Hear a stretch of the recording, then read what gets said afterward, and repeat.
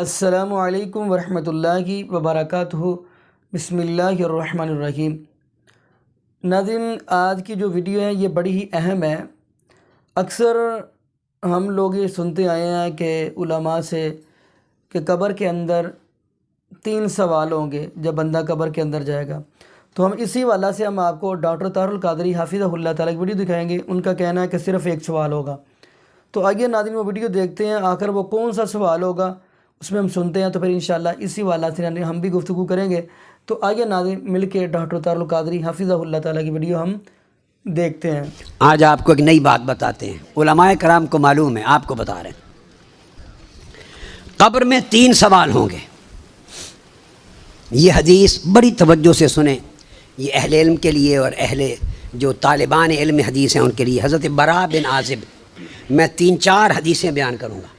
حضرت براء بن عازب راوی ہیں، اور یاد رکھ لیں کہ قبر میں 3 سوال ہوں گے۔ کیا؟ مر ربوں کا، تمہارا رب کون ہے؟ دوسرا سوال ما دینوں کا، تمہارا دین کیا ہے؟ تیسرا سوال ما کنت تقول فی ھذا رجل محمد، حضور علیہ السلام کا چہرہ پاک دیکھیں گے کہ ان کے بارے میں عقیدہ کیا تھا۔ 3 بتائے جاتے ہیں نا۔ میں آپ کو وثوق کے ساتھ کہہ رہا ہوں، تیقن کے ساتھ کہہ رہا ہوں، اور ذمہ داری کے ساتھ کہہ رہا ہوں، یہ 3 سوال نہ بخاری میں ہیں نہ مسلم میں۔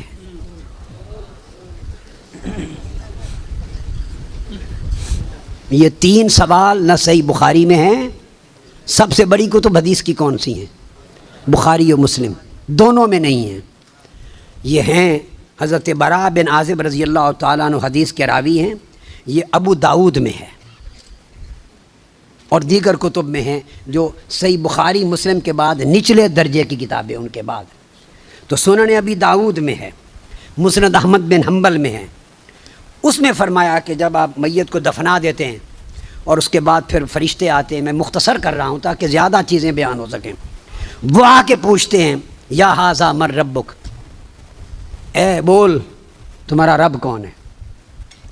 ما دینک، تمہارا دین کیا ہے؟ وما نبیک، اور تمہارا نبی کون ہے؟ پھر آگے جو مسلمان مومن ہے وہ جواب دیتا ہے۔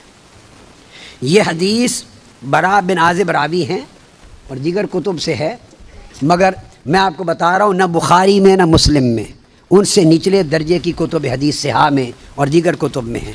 سمجھ گئے بات؟ اس کا حوالہ دے دیا میں نے آپ کو۔ اب آپ آ جائیے بخاری اور مسلم کیا کہتی ہے۔ صحیح بخاری اور صحیح مسلم وہ بتاتی ہے کہ قبر میں 1 ہی سوال ہوگا۔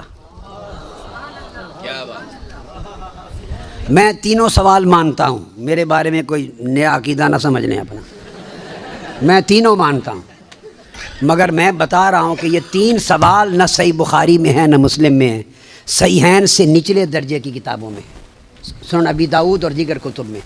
امام بخاری نے 3 سوالوں کی روایت نہیں بیان کی، امام مسلم نے 3 سوالوں کی حدیث کو روایت نہیں کیا۔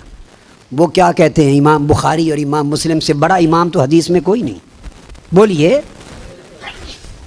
وہ کہتے ہیں 1 ہی سوال ہوگا۔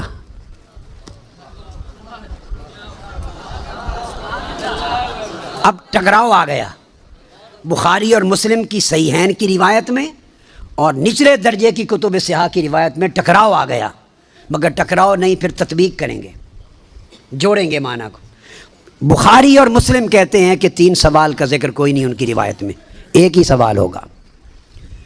انس بن مالک رضی اللہ تعالیٰ عنہ روایت کرتے ان العبد اذا وضع فی قبره وتولى عنه اصحابه انه ليسمع قرأ نعالهم اتاه ملکان یقعدانه فیقولان ما كنت تقول في هذا الرجل لمحمد صلی اللہ علیہ وسلم۔ صحیح بخاری، یہ صحیح بخاری کتاب الجنائز کو اٹھا کے دیکھ لیں، حدیث نمبر 1308 جا کے مطالعہ کیجئے۔